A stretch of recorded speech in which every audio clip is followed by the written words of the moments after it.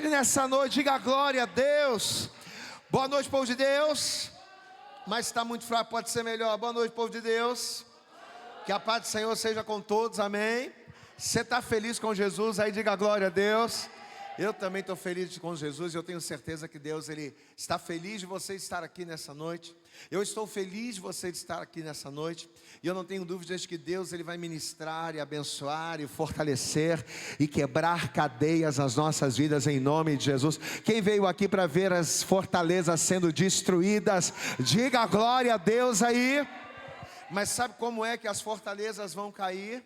Quando nós aprendermos a palavra de Deus. Diga assim comigo, é através, vamos repetir, vamos lá, diga, é através da palavra de Deus, é através do conhecimento da verdade que as cadeias são quebradas. Amém, amados? Todas as cadeias, preste atenção aqui no pastor, olhe para cá. Todas as cadeias que te prendem, todas as muralhas que precisam ser destruídas na tua vida, elas vão cair, elas vão ser quebradas mediante o conhecimento da palavra. É impossível eu conhecer a palavra de Deus, é impossível eu conhecer a vontade do Senhor e não ver as cadeias sendo quebradas na minha vida. Então eu já profetizo de antemão a vitória do Senhor sobre a sua vida, sobre a sua casa, sobre a sua família, em nome de Jesus. Vamos aplaudir mais uma vez bem forte ao Senhor, amém? Cumprimenta essa pessoa, vamos colocar de pé, cumprimenta essa pessoa que está do seu lado e a paz do Senhor aí, para esse irmão da direita, para o irmão da esquerda, para a pessoa que está atrás de você. Cumprimenta essa pessoa aí, dê a paz do Senhor Jesus. Fala para ele, fala para ela, que bom ter você aqui nessa noite, que legal você ter vindo, que bom podermos louvar, adorar e glorificar o nome do Senhor juntos, amém? Isso, cumprimenta essa pessoa que está do teu lado. Eu quero cumprimentar também essa pessoa que nos acompanha pela internet. Deus abençoe poderosamente aí também a sua vida, a sua casa, a sua família, em nome de Jesus. Espero que você seja muito abençoado. Se você não se inscreveu no canal, se inscreva aí. Se inscreva no canal em nome de Jesus, amém? Glória a Deus. Deixa eu falar uma coisa, quem está comigo aqui? Levanta a mão, quem está comigo aqui? Diga glória a Deus. Agora deixa eu pedir uma coisa para você. Todas as pessoas que estão aí no fundo, todo mundo que está aí no fundo, vamos sentar no lugar aqui agora. Todo mundo vem para cá. As pessoas que estão lá no fundo da igreja, que estão em pé, todo mundo assim aqui. Hoje começamos na terça-feira o nosso jejum. Quem está firme no jejum aí? Diga glória a Deus. Deixa eu ver, quem está firme no jejum aí? Diga amém. Você está firme no jejum, glória a Deus. Começamos na terça-feira. Mas como nós sempre fazemos, olhe para cá, preste atenção. Gente, vamos parar de conversar em nome de Jesus, amém? Lá no fundo, pessoal do fundo aí, vamos parar de conversar, amém? Isso. Agora atenção aqui, atenção total aqui. Desde terça-feira nós começamos, né, o nosso período de jejum, né, uma semana inteira. A cada mês nós consagramos 7 dias, os 7 primeiros dias de cada mês, consagramos em jejum e oração, e sempre mediante um tema que o Espírito Santo, ele traz ao nosso coração. E o tema desse mês de outubro é destruindo fortalezas. Você pode repetir isso comigo? Diga destruindo, mas fala bem alto, diga destruindo as fortalezas. Pastor, e que fortalezas são essas? A gente vai aprender tudo isso ao longo de cada quinta-feira. Cada quinta-feira nós vamos estar ouvindo a palavra. Cada quinta-feira nós vamos estar aprendendo. Nós vamos estar recebendo revelações do céu. Deixa eu dizer uma coisa para você. Não adianta você querer lutar. Não adianta você querer orar. Não adianta você querer jejuar se você não conhecer o inimigo que se levanta contra a tua vida, e se você também não souber quais são as armas que você tem à sua disposição. O grande problema é que existem fortalezas que resistem na vida de pessoas que até mesmo oram. Pastor, tem pessoas que oram e as fortalezas não caem? Tem. Tem pessoas que jejuam e as fortalezas não caem. Por quê? Porque existe um tripé. Nós falamos isso, né, na nossa primeira live, né? Existe um tripé: jejum, oração e palavra. Então não adianta eu orar, não adianta eu jejuar, mas não saber por que eu estou jejuando. Não adianta eu jejuar, não adianta eu orar e não saber contra quem eu estou lutando, e muito menos quais são as armas que eu vou usar. A palavra de Deus, ela diz no Evangelho de João: conhecereis a verdade e a verdade vos libertará. Você pode repetir esse texto? Diga, conhecereis. Vamos lá, diga bem alto: conhecereis a verdade e a verdade vos libertará.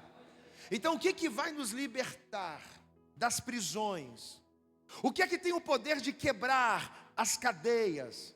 O que é que tem o poder de destruir as fortalezas? A minha oração, sim. O meu jejum, sim. Mas principalmente o conhecimento da verdade.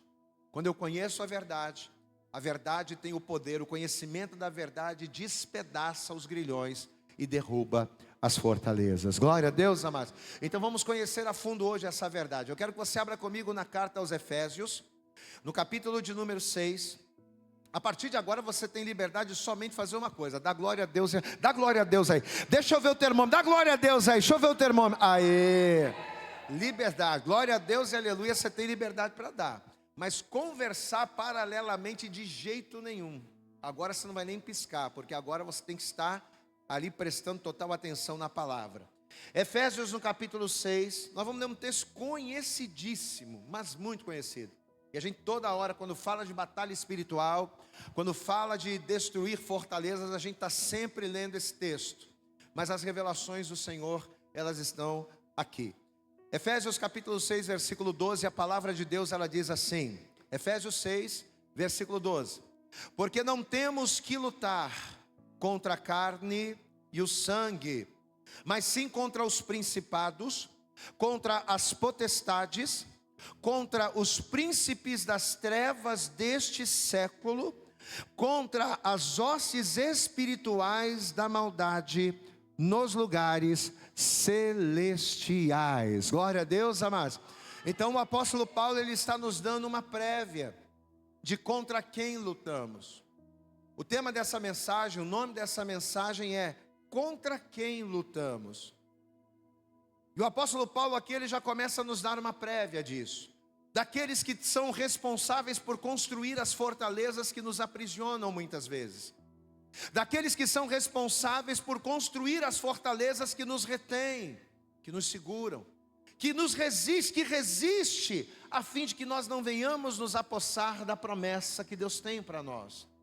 Então nessa noite nós vamos estar nessa primeira mensagem, lembrando que cada quinta-feira uma mensagem será continuação da outra. Então eu tenho certeza que Deus vai falar com você, não perca nenhuma mensagem, porque Deus, ele vai quebrar cadeias na sua vida em nome de Jesus, amém, amados?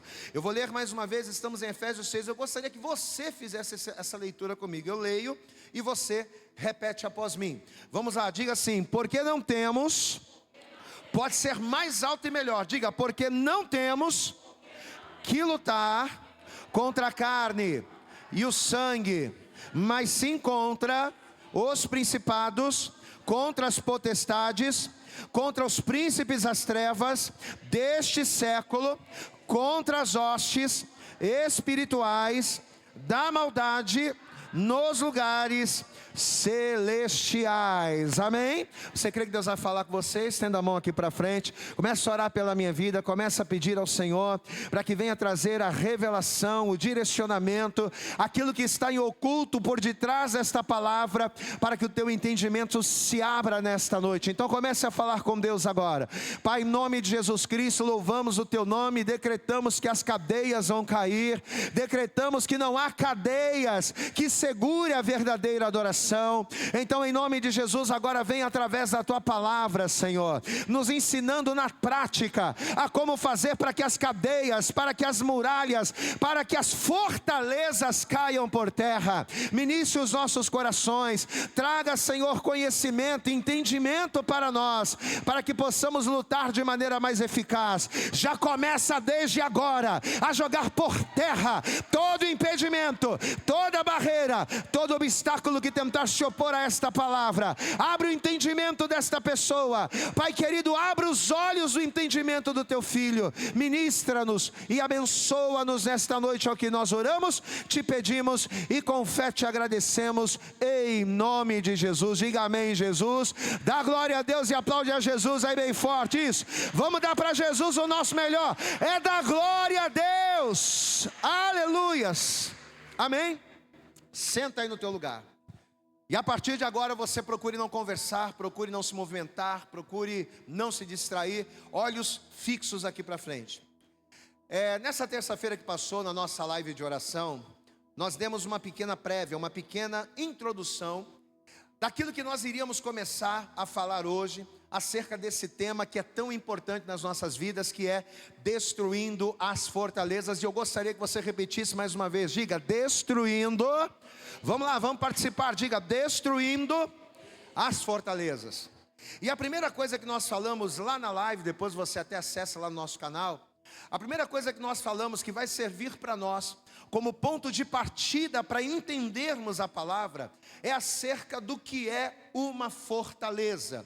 Nós estamos falando de destruir fortalezas, de que fortalezas sejam derrubadas. Mas o que é uma fortaleza? Qual é o conceito de uma fortaleza? Então nós vamos partir deste princípio. Diferente daquilo que muitas pessoas pensam, diferente daquilo que muitas pessoas imaginam, uma fortaleza não é uma máquina de ataque. Amém? Eu quero que você guarde isso. Uma fortaleza não é uma máquina de combate. Uma fortaleza não é um quartel-general, não. Uma fortaleza, na verdade, ela é uma estrutura de defesa criada para a manutenção de um território. Eu quero que você repita isso, para que você grave, se você puder anotar, anote. Diga assim, uma fortaleza, vamos participar, gente, vamos lá. Uma fortaleza é uma estrutura de defesa criada para manutenção de um território. Então o que é uma fortaleza? É uma estrutura fortificada, é uma estrutura fortalecida, projetada para resistir. Projetada para resistir a fim de defender aquilo que já se conquistou. Amém, amados? Então, quando uma pessoa conquista algo, um território, quando um líder, quando uma nação, quando um exército conquista um território, ele monta naquele território conquistado uma fortaleza. E qual é o objetivo disso? O de manter aquele lugar. Eu vou dar um exemplo, vou mastigar bastante para você. Imagine dois exércitos. O exército A, diga, o exército A e o exército B. Então vamos supor que o exército A, ele conquista o território do exército B. Então uma vez que o exército A conquistou o território do exército B, para que o exército A não perca aquela conquista, para que aquele território seja anexado à sua conquista, o que o exército do território A faz?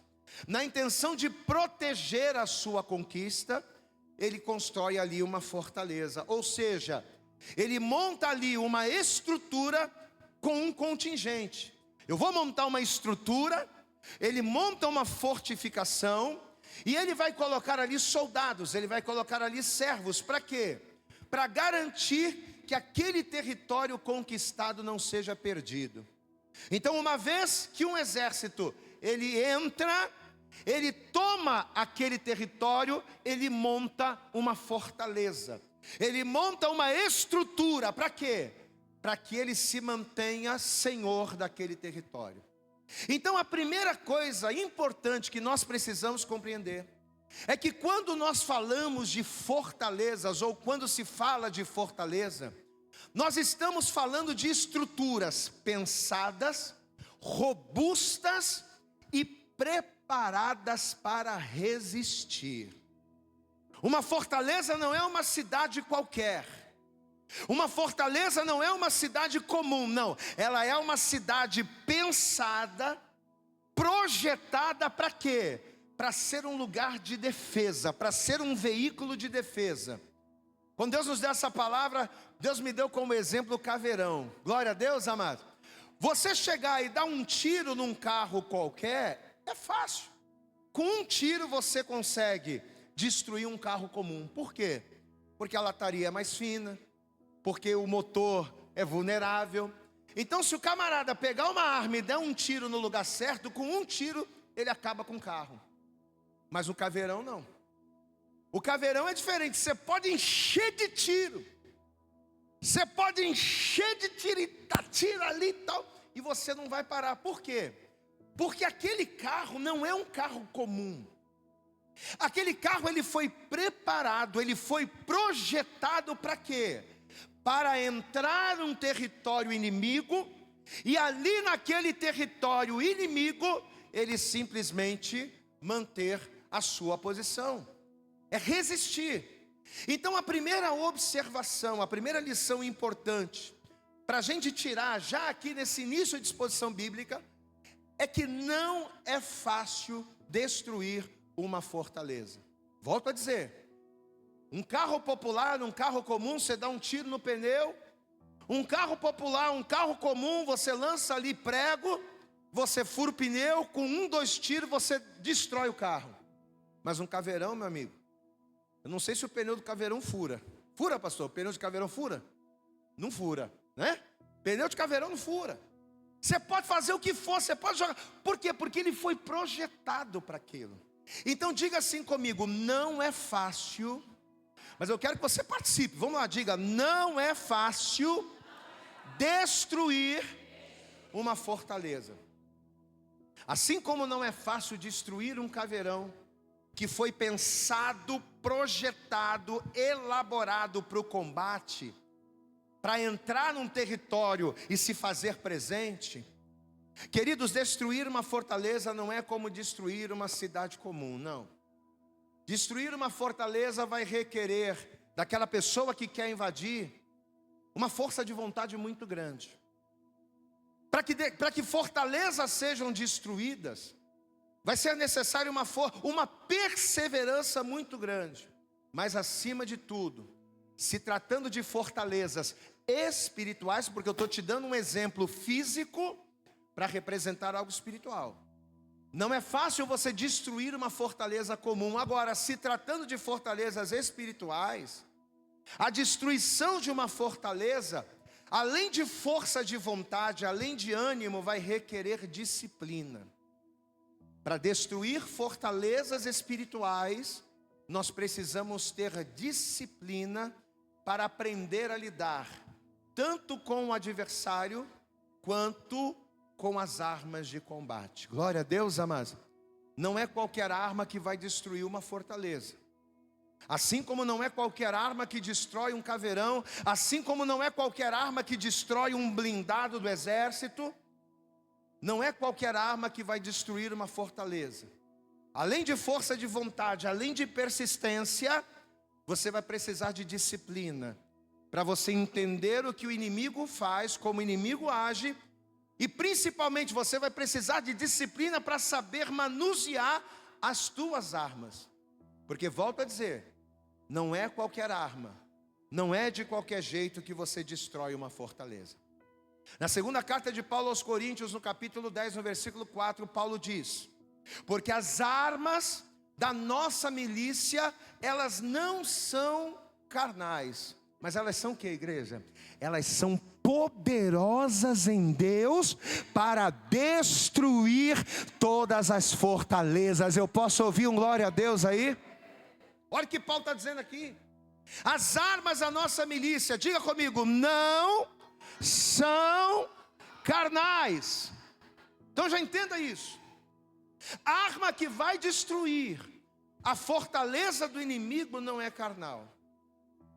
As armas que vão destruir a fortaleza do inimigo, elas não são carnais. E além de não serem carnais, elas são poderosas em quem, igreja? Elas são poderosas em...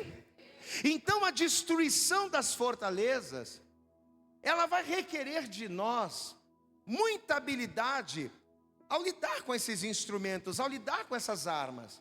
As armas não são carnais, são espirituais e elas são poderosas em Deus. Então não adianta eu querer usar uma arma forte, uma arma eficaz que não seja poderosa em Deus. O que vai fazer com que estruturas malignas sejam destruídas na minha vida, serão posicionamentos e atitudes em Deus. Porque se eu tomar atitudes e posicionamentos em mim mesmo, naquilo que eu penso, naquilo que eu acho, naquilo que eu acredito, eu não vou conseguir nada.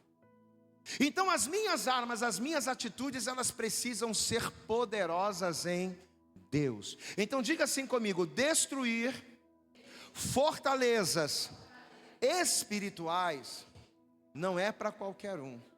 Diga comigo assim: não é para quem quer, não é para quem precisa, é para quem se habilita. Glória a Deus, igreja. Então, não basta eu, pastor, eu sinto que tem fortalezas que resistem o meu casamento.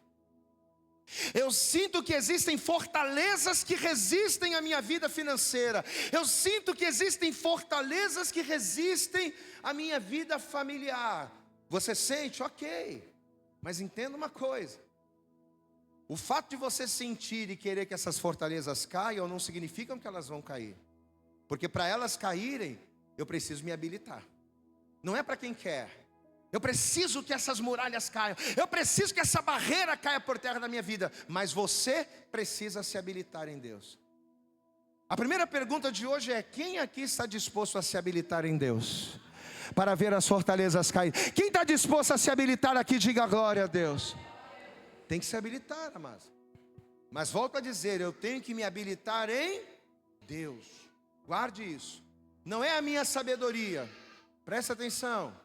Não é a minha sabedoria, não é a minha força, não é a minha destreza, não é o meu dinheiro, não é nada que eu possuo.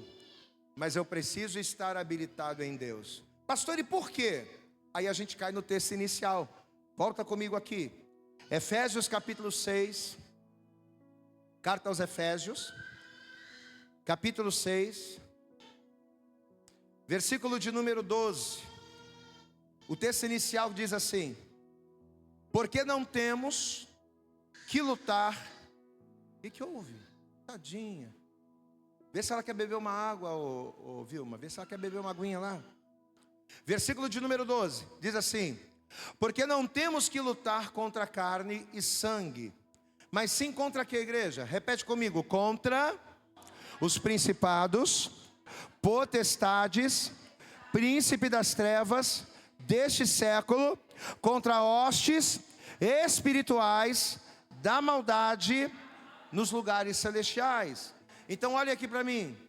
Paulo aqui nesse texto, ao falar que a nossa luta não é carnal, ao falar que a nossa luta é espiritual, o que Paulo fez, queridos?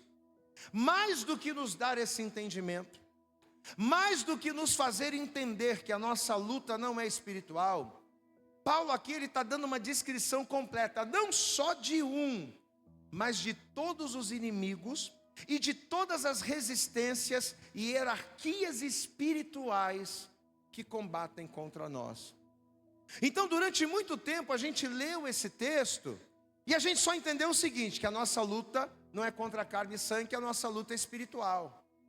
Só que mais do que dizer que a nossa luta é espiritual, Paulo está dizendo o quê? Paulo ele está dando a ficha de quem são esses espíritos que se levantam contra nós. Ele está dizendo aqui, ele está dizendo quem são os inimigos, as resistências e as hierarquias espirituais contra quem devemos lutar para destruir as fortalezas. Então por que as nossas armas precisam ser poderosas em Deus? Porque se as minhas armas não forem poderosas, não forem fortalecidas em Deus, as potestades não serão vencidas.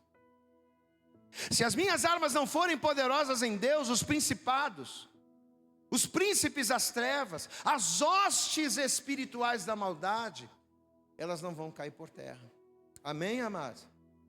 Então um outro detalhe também interessante aqui para nós aprendermos e entendermos, é sabermos contra quem lutamos. Então Paulo está deixando isso aqui muito claro. Olha aqui para mim, presta atenção. Que a nossa luta não é contra carne e sangue, eu e você já sabemos. Quem aqui já sabe que a tua luta não é contra carne e sangue? Quem aqui sabe que o problema não é o teu marido, não é o teu filho? Quem aqui sabe disso? Levanta a mão. Pastor, eu tenho um filho problemático, mas você sabe que o problema não é teu filho? Quem sabe aqui? Amém? Tem um pouquinho dele, mas muito daquilo que o teu filho faz contra você é espiritual. Então que a nossa luta não é contra carne e sangue, a gente já sabe. Que a nossa luta não é contra pessoas, a gente também já sabe. Agora, o que pouca gente sabe é que a nossa luta, ela não é só contra o diabo. Diz assim comigo: a minha luta não é só contra o diabo. O que pouca gente sabe é que o mérito da destruição de uma vida, o mérito pela destruição de um casamento, o mérito pela destruição de uma vida financeira não é só do diabo. Não é só Satanás contra quem lutamos. Mas na verdade Satanás, ele tem um plantel. Satanás, ele tem um séquito, ele tem uma casta de demônios, é claro, sob seu domínio, sob o seu comando. Mas ele tem uma casta de demônios que agem na vida das pessoas de maneiras diferentes, porém com o mesmo objetivo intermediário. Qual é o objetivo desta casta? É nos conquistar. Primeira coisa, conquistar o território. Então o que o diabo faz? Ele não trabalha sozinho, ele trabalha com séquito. Ele trabalha com várias categorias de demônios. E eles trabalham de maneira a conquistar aquele território. No Evangelho de João, no capítulo 10, no versículo 10, a Bíblia diz que o diabo, ou o ladrão, ele veio senão para quê? Para matar, para roubar e para destruir. Então roubar, matar e destruir é o objetivo final. Matar uma pessoa, roubar e destruir, acabar com a vida de uma pessoa é o objetivo final de Satanás. Amém, amados? Só que antes de chegar no objetivo final, primeira coisa que ele precisa fazer é conquistar. Ele precisa primeiro conquistar o território. E como é que ele conquista o território? Através deste séquito, através desse plantel, descrito aqui por Paulo em Efésios 6,12, onde cada um tem uma função diferente, onde cada um tem uma função específica, porém, apesar de terem funções diferentes, eles trabalham como uma engrenagem, e cada um fazendo a sua parte, eles trabalham para o mesmo fim. Então, os principados têm uma função, as potestades já têm outra função, os príncipes deste século já têm uma outra função, as hostes espirituais da maldade nos lugares celestiais têm uma outra função. Aí o que acontece? Cada um vai cumprindo o seu papel. Aí cada um cumprindo o seu objetivo, quando eles juntam o trabalho, eles são responsáveis por quê? Por nos atrair, por nos engodar, ou seja, por nos envolver, para nos dominar. Então, quando Paulo diz que a nossa luta não é contra carne e sangue, mas quando ele diz que a nossa luta é contra principados, é contra potestades, é contra os príncipes das trevas desse século, quando ele diz que a nossa luta é contra as hostes espirituais da maldade nos lugares celestiais, ele está dizendo o quê? Que a tua luta não é só contra Satanás, a tua luta é contra essa galera que está guerreando para quê? Para conquistar o território. Que está guerreando para quê? Cada um fazendo uma coisa, cada um agindo num departamento diferente, para quê? Para conquistar você, para te dominar. E aí detalhe, né? Uma vez atraídos, uma vez engodados, uma vez dominados, são eles também que vão construir as fortalezas que vão nos aprisionar até a morte. Glória a Deus, amados. Então os principados, presta atenção aqui no pastor, os principados, as potestades, os príncipes das trevas desse século, as hostes espirituais da maldade, o que eles fazem? Eles trabalham para nos envolver, eles trabalham para nos conquistar, eles nos dominam, e depois que eles nos dominam, o que eles fazem? Eles constroem em nós as fortalezas. Depois que eles entram no território, depois que eles ganham campo, opa, isso aqui agora é meu, então eu vou construir uma fortaleza aqui. Para quê? Para que através daquela fortaleza, ele se autoafirme ali, não, eu sou o dono dessa pessoa, eu sou o dono da mente dele, Eu sou o dono da mente dela. Eu sou o dono das vontades dele. Eu sou o dono das vontades dela. Então ele te pega, ele te atrai, ele te domina e ele te aprisiona. Ele nos aprisiona. É como um pedófilo, né? Que de uma maneira muito mansa. O que o pedófilo faz? Ele vai chegando de amigo na criança, né? Aí ele usa uma balinha, ele usa um docinho. Vem cá, vem com tio. Aí a criança vai, a criança é boba, a criança vai. Só que aí quando ele chega na casa, o que ele faz? Quando ele chega na casa, ele fecha a porta, ele tranca tudo e aprisiona aquela criança. E uma vez que aquela vítima está presa, né? Isso pode ser uma criança, isso pode ser uma mulher, né? Tem muitos homens que fazem isso. Depois que está preso, o que ele faz? A pessoa está presa, aí ele faz o que quiser. É como um pássaro, a Bíblia dá esse exemplo, né? Para que o pássaro seja preso definitivamente na gaiola, precisa de todo um aparato, precisa de todo um plano. Precisa de todo um projeto de atração, de isca, né? Camarada vai lá, ele precisa colocar uma isca. Aí ele coloca um visgo, né? Ali na planta, que é para quando o passarinho pousar, o pezinho dele, a patinha dele vai ficar colada. Aí ele vai lá e pega. Ou então ele coloca uma gaiola aberta, coloca uma comidinha lá. Ele vai entrando, quando ele entra na gaiola, a gaiola fecha, ele dá o bote e ele está preso. Queridos, o mundo espiritual é exatamente da mesma forma. O docinho que atrai a vítima, a comidinha que atrai o passarinho, que é gostosa, que seduz, é o pecado. O pecado é o docinho que atrai, é a isca, é o mal disfarçado de bom.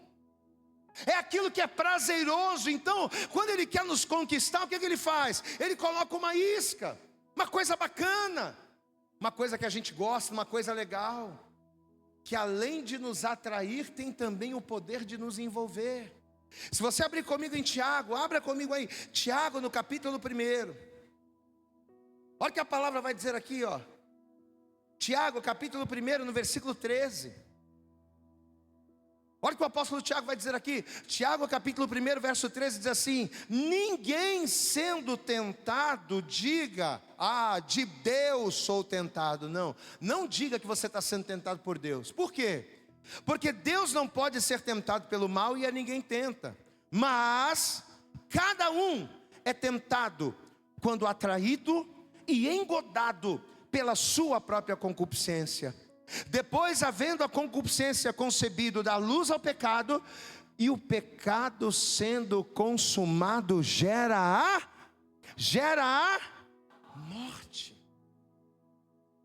Então o que o diabo ele usa para atrair a pessoa? Se o fraco da pessoa é o vício, é a bebida, ele coloca aquilo ali disponível. Vai lá, rapaz, toma aí, ó, né? Toma aí o que você gosta, e a pessoa vai indo, e a pessoa vai indo, e a pessoa sem perceber vai indo. Se a pessoa é da igreja, o diabo vai colocando aquele vício na vida dela, e ela vai indo, e ela vai indo. Daqui a pouquinho aquela pessoa que orava já não ora mais. Aquela pessoa que lia a Bíblia já não lê mais. Por quê? Porque o vício está começando a tomar a mente, está começando a tomar o coração, está atraindo, está envolvendo, está engodando a pessoa. E aí uma vez que a pessoa é envolvida e engodada, o que ela faz? Ela dá luz ao pecado. Aí ela está aprisionada, o salário do pecado é a morte. Então o que representa a isca? A isca é o pecado. Diga comigo, a isca é o pecado. Quem é o passarinheiro? Quem é o passarinheiro? É aquele que conquista, né? É quem atrai. É quem trabalha nos bastidores para seduzir a vítima. É aquele que vai lá e trabalha para que, em cima da inclinação da pessoa, em cima da fragilidade da pessoa, tem pessoa que tem fragilidade no sexo, tem pessoa que tem fragilidade no vício da bebida, tem pessoa que tem fragilidade com o jogo, tem pessoa que tem fragilidade em várias áreas. Aí ele vai lá, estudando a fragilidade da pessoa, ele é o passarinheiro, ele é aquele que vai lá e coloca a isca. É o séquito, né? Os principados e as potestades. A gente vai ver isso em outra pregação, não dá para ver tudo hoje. Mas você vai ver como é que eles agem na vida da pessoa.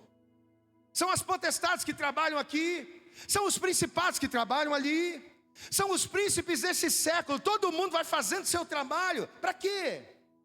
Para ir dando àquela pessoa a impressão de que ela está no controle. Mas não é ela que está no controle. Quem está no controle são os demônios. São os demônios cumprindo o seu papel. E o que é o cativeiro? O que é a gaiola? Aquela gaiola que, quando a porta fecha, o passarinho está preso. Que quando a criança entra no quarto, o camarada vai lá e fecha a porta. Ou quando a mulher, ela entra no quarto. Quem é o cativeiro? São as fortalezas. Glória a Deus, amados. Diga assim comigo, o cativeiro. Diga bem alto, o cativeiro são as fortalezas. São as fortalezas. Que uma vez que a gente é atraído, uma vez que a gente é envolvido, essa fortaleza prende a gente. Essa fortaleza nos resiste.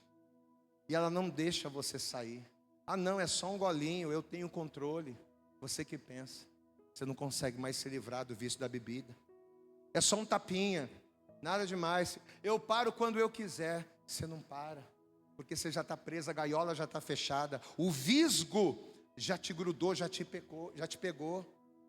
Ah não, esse videozinho aqui, essa pornografia aqui, quando eu quiser eu paro. Não, você não para. Daqui a pouco, ó, só sobe para o teu cérebro, você não consegue mais pensar.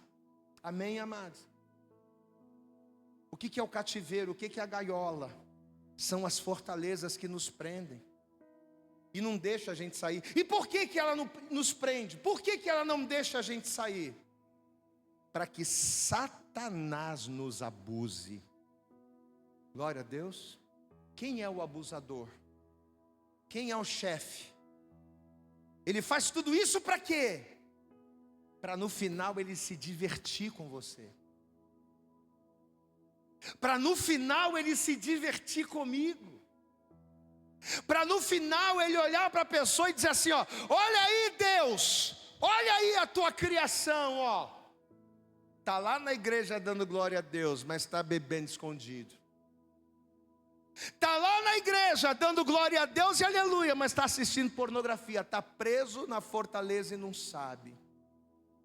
Está lá na igreja dando glória a Deus e aleluia, dizendo que é livre, mas na verdade está preso. Queridos, por que tem tantas pessoas que morrem? Por que tem tanta gente que morre no vício da bebida, no tráfico, no roubo, na mentira? Por que tem tanta gente que morre na prostituição? A pessoa, ela nasce, ela não consegue se libertar. Ela vive a vida toda daquele jeito e ela morre daquele jeito. Sabe por quê? Sabe por que as pessoas morrem nisso? Porque pelo fato delas não terem o entendimento que você está tendo hoje, essas pessoas, quando foram atraídas por meio desse séquito, né? Os principados, as potestades, por meio essas pessoas, quando elas foram atraídas, elas foram aprisionadas em fortalezas. Elas foram aprisionadas em fortalezas. E por serem fortalezas espirituais, são fortalezas invisíveis. São fortalezas que não diz para você que você está preso. Glória a Deus, amado. A pessoa diz, não, eu sou livre para fazer o que eu quiser. As pessoas dizem isso, mas ela não consegue entender que ela está presa a uma situação. Ela é presa. Então tem muita gente que nasce, vive a vida toda, vive 30, 40, 50, 60 anos e morre no vício da bebida.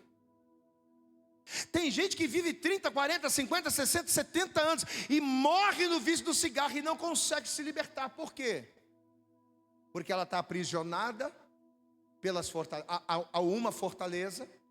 Só que essa fortaleza é invisível, dá a impressão de que ela não está presa, e ela morre sem saber disso. Um homem chamado Dostoiévski era um pensador russo do século XIX. E Dostoiévski, ele disse uma frase que eu quero que você guarde isso para o resto da tua vida. Dostoiévski, ele diz o seguinte, que a melhor maneira de evitar que um prisioneiro escape é garantir que ele nunca saiba que ele está preso. Amém? Eu vou repetir. Isso aqui não é bíblico. Isso aqui é um pensador, um filósofo russo. Mas ele diz o seguinte: que a melhor maneira de você evitar que um prisioneiro fuja, que um prisioneiro escape, é você garantir que ele nunca saiba que ele está numa prisão. Em outras palavras, só tenta fugir quem sabe que está preso. Posso ouvir um glória a Deus aí? Só tenta fugir quem sabe que está preso. Só tenta melhorar de vida quem sabe que está na pior. Só tenta ser liberto de fortalezas quem entende que está preso. Porque se a pessoa não entende, ela diz: não, mas que isso? Amém, amados? Só tenta fugir quem sabe que está preso. Diga assim comigo: liberdade desmedida. Uma das piores fortalezas que aprisionam o ser humano é essa. É a liberdade desmedida. Sabe por quê? Porque a liberdade desmedida, ela não te prende com algemas. A liberdade desmedida, ela não te prende com grilhões. Ela não fica te monitorando com um sistema de segurança. Não, pelo contrário. A liberdade desmedida, ela te prende, te dando liberdade. Ela te deixa sem grades, sem portas, sem cerca elétrica, sem sistema de segurança, sem repreensão. A liberdade desmedida é uma grande fortaleza que tem aprisionado muitas pessoas ao engano. Por quê? Porque ela diz assim para você: você pode ser livre, você é nova. O negócio é você ser feliz, minha filha. Teu casamento está ruim, tem um monte aí. Se você sair ali fora, tem um monte aí. Vai lá, vai viver a tua vida. É uma fortaleza. A liberdade desmedida, ela não nos prende com uma porta, ela não nos pune. Pelo contrário, ela te incentiva a pecar. É isso mesmo. Te traiu, trai mesmo. Te machucou, dá o troco. Vai lá, você merece o melhor. Bebe todas, bebe até beber, cair, levantar. Não tem uma música assim? Beber, cair, levantar, beber, cair, levantar não faz mal. Vai lá. A liberdade desmedida, ela te ensina isso. Teu casamento está ruim, perdeu aquele fogo, adultera, arruma outra, porque o importante é ser feliz. Queridos, a liberdade desmedida é aquela fortaleza que te prende diferente. Ela te dá força, ela te incentiva a fazer o que a tua carne quer, ela te incentiva a ser feliz através do pecado. A única coisa que você não pode fazer é a coisa certa. Agora, é coisa errada, você pode fazer o que você quiser. A liberdade desmedida, ela é uma fortaleza que ela diz para você: ó, você pode fazer tudo. E aí o que você faz? Que nem um passarinho quando vê o alpiste, que nem a criancinha quando vê o docinho. Ah, é verdade. Olha como eu sou bonita, sou nova. Olha como eu sou bonito, eu tenho muita vida para viver. Olha quantas oportunidades eu tenho. Eu vou lá, aí você mergulha de cabeça. E você bebe, você mente, você adultera, você atrai.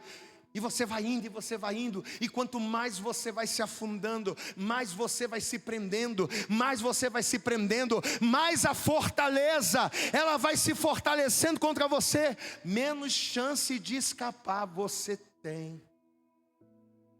Porque você pode fazer tudo. A única coisa, diga assim comigo, a única coisa que a gente não pode fazer é o que é certo. Porque quando a gente faz a coisa certa, a fortaleza começa a quebrar. Quando a gente para e pensa, espera aí, tem alguma coisa errada. Mas adulterar não é errado? Espera aí, tem alguma coisa errada. O mundo me ensina que eu posso, né? As hostes espirituais da maldade dos lugares celestiais batalham para que eu viva o que eu quero. Os príncipes deste século vivem divulgando que não tem nada demais, que não tem nada a ver, que isso pode. Mas a pessoa começa a sentir lá no seu interior, não, peraí, mas tem alguma coisa errada. Eu acho que não é desse jeito. É nessa hora que a tua fortaleza começa a quebrar.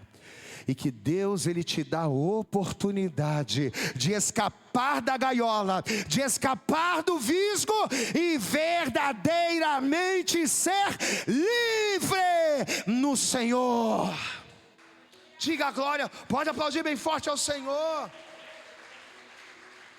Quando você começa a querer, a desejar fazer a coisa certa, a fortaleza começa a quebrar. E nessa noite, meu querido, nessa noite, minha querida, Deus, Ele nos trouxe aqui para abrir os nossos olhos. Você pode dar glória a Deus aí, amado? Amém? Sabe por que Deus te trouxe aqui, nessa exposição bíblica?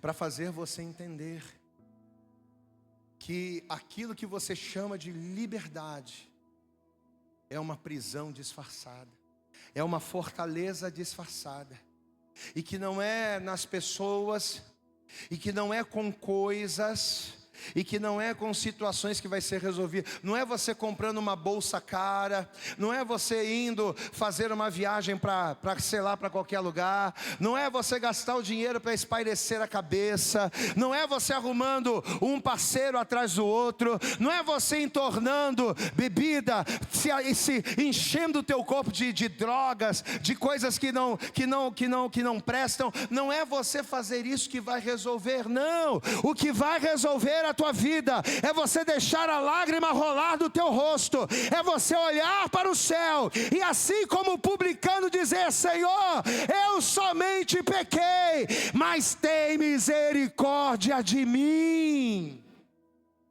É isso que quebra, é isso que começa a mudar, é esse posicionamento que começa a rachar a muralha da fortaleza. Diga glória a Deus.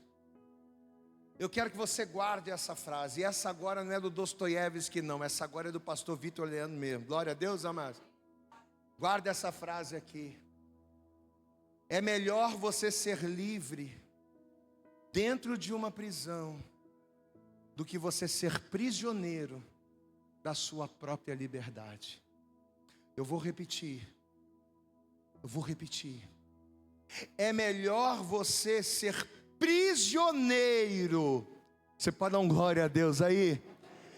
É melhor você ser livre dentro de uma prisão. Ah, pastor, mas se eu for depender da palavra, eu não posso fazer isso, eu não posso fazer aquilo, eu não posso fazer o que eu quero, a palavra de Deus me proíbe tudo, a Bíblia não deve. É melhor você ser livre dentro de uma prisão do que você ser prisioneiro da sua própria liberdade.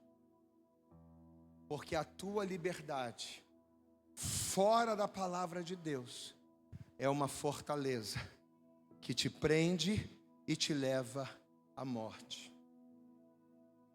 Pastor, agora a pergunta é: tudo que o senhor falou tem coerência, mas a grande pergunta é: como é que eu descubro se eu sou preso a uma fortaleza? Porque a fortaleza, né? A fortaleza da liberdade desmedida, por exemplo, é uma fortaleza que a gente não vê. A fortaleza da liberdade desmedida é uma fortaleza que não te coloca algemas, que não te acorrenta aos pés. É uma fortaleza que te prende, mas aparentemente você está livre. Então, como é que eu consigo descobrir se eu sou ou não um prisioneiro dessa fortaleza? É muito simples. Você vai fazer esse teste agora, com você mesmo. Deixa eu pedir uma coisa para você. Fecha os teus olhos aí no seu lugar. Todos façam isso. Isso é para você descobrir se você é ou não um prisioneiro dessa fortaleza. Fecha os teus olhos. Tudo aquilo que você sabe que é mal, tudo aquilo que você sabe que é errado, mas que mesmo sabendo que é errado, você não consegue parar de fazer, vai pensando aí. Vai pensando em tudo que você faz, tudo que você sabe que é errado, tudo que você tem um entendimento que é errado, mas que você não consegue parar de fazer. Tudo aquilo que você sabe que é mal, mas você não consegue parar de ver. Eu sei que isso aqui faz mal para os meus olhos, mas eu não consigo parar de ver. Tudo aquilo que você sabe que é mal, mas que você não consegue parar de praticar. Eu sei que isso aqui que eu faço é mal, mas quando eu vejo eu já estou fazendo. Vai pensando aí. Então tudo aquilo que você sabe que é mal, mas que você não consegue parar de fazer, que você não consegue parar de ver, que você não consegue parar de tocar, o que isso mostra? Que você está preso a uma liberdade desmedida. Se você sabe que é errado, mas não consegue parar, você está preso. Pastor, e como é que eu faço então para ser livre? Abre os seus olhos. Como é que eu faço então para ser livre, pastor? Creia na palavra de Deus. Tome posse dessa palavra nessa noite. O que eu preciso fazer para essa fortaleza cair por terra da minha vida? Primeira coisa, você precisa dizer: Senhor, eu reconheço que eu estou preso. A primeira fortaleza, o primeiro grilhão que se quebra, é você reconhecer. Sabe quando é que a cura vem? Olha aqui para mim. Sabe quando é que a cura de uma enfermidade começa? Não é quando você começa a tomar um remédio. Sabe quando é que a cura de uma enfermidade começa? Não é quando você começa um tratamento, não. A cura de uma enfermidade começa quando você reconhece que você está doente. Eu estou doente. Eu preciso do tratamento. Eu estou doente. Eu preciso do remédio. Eu estou doente, eu estou preso, eu não consigo me libertar. Eu até venho na igreja, mas tem um negócio. Eu até venho na igreja, mas tem um negócio que me segura. E quando eu venho na igreja, eu até entendo, eu até sei, mas eu não consigo deixar, eu não consigo me libertar, eu não consigo parar. Então, primeira coisa, através desse exercício simples que eu pedi para você fazer: pastor, tem coisas na minha vida que eu não consigo parar. Que eu não consigo parar de ver. Que eu não consigo parar de ouvir. Que eu não consigo parar de fazer. E que eu não consigo parar de pensar. Então, se existem coisas na tua vida que você não consegue parar de ver, de ouvir, de fazer e de pensar, você está preso a fortaleza da liberdade desmedida. E sabe quando é que essa fortaleza cai? Quando é que essa libertação vem? Uma vez que eu reconheço que eu preciso ser livre, conhecendo a verdade. Conhecereis a verdade, e a verdade te libertará. Se, pois, o Filho vos libertar, reconhecendo você os teus pecados, reconhecendo você as tuas limitações e a tua prisão, se, pois, o Filho vos libertar, verdadeiramente sereis livre. Você pode aplaudir bem forte a Jesus nesta noite.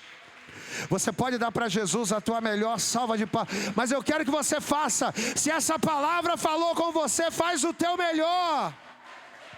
Diga glória a Deus. É melhor ser livre dentro de uma prisão. É melhor ser livre dentro das restrições, dos limites que a palavra de Deus me impõe. É melhor ser livre estando preso aqui do que ser prisioneiro da minha própria liberdade. Quantos querem ser livres nessa noite? Diga glória a Deus. Deixa eu pedir uma coisa para você, se coloque de pé. E assim que você se colocar de pé, eu gostaria de pedir a você, você vai dar a tua melhor salva de palmas para Jesus, mas você vai fazer o teu melhor nessa noite, mas aplauda bem forte mesmo a Ele, isso. Se Deus falou com você, aplauda bem forte, diga glória a Deus. Agora deixa eu falar uma coisa para você.